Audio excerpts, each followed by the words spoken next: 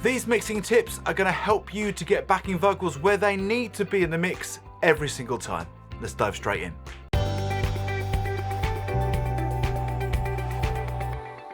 You know, it's really easy to neglect backing vocals a bit and have them a bit of an afterthought in the mix, but good backing vocals can really add so much to a mix. So I've got a backing vocal bus down here where I've got a couple of backing vocals being sent to it. The first thing I'm going to do is I'm going to grab all the work, the plugins and the choices that I've made on the main vocal. I'm going to grab those plugins and I'm going to drop them onto my backing vocal bus. So as I've copied all my plugins with the settings across onto my backing vocals, what I can do now is simply do the opposite. So where I've got a boost up here on the high shelf, I'm going to make a bit of a cut.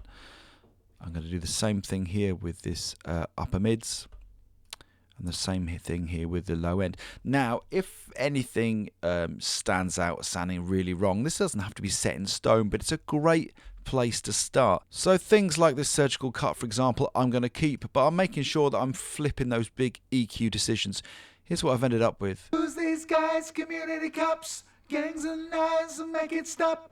When we put the backing vocal on the top, we can hear that the brighter backing vocal really comes forward and maintains its clarity. Who's these guys? Community cups, gangs and knives, and make it stop. When it comes to compression on your backing vocals, you can certainly afford to be more liberal than you've been with your lead vocal. You want to control those backing vocals. Certainly, you may want to find that you speed up the attack somewhat to really dig in on those transients and keep those backing vocals nice and smooth. So I've upped my attack time and I've also increased the ratio too and just pushed the input a bit more on my backing vocals. Let's take a listen to those. Who's these guys? Community cups, gangs and knives, and make it stop. And with our lead vocal.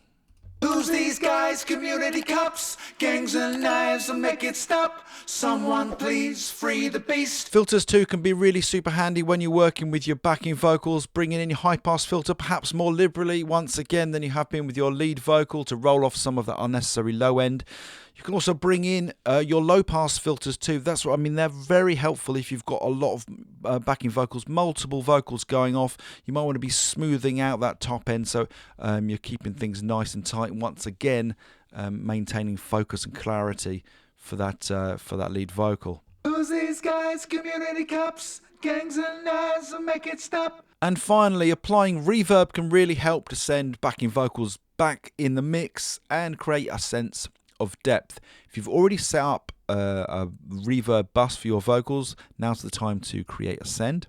I'm going to just drop down to reverb, Vox Reverb here, and more often than not creating what would be a heavier reverb than your lead vocal to create that sense of depth. Let's take a listen in the mix. Who's these guys? Community cups, gangs and knives, and make it stop.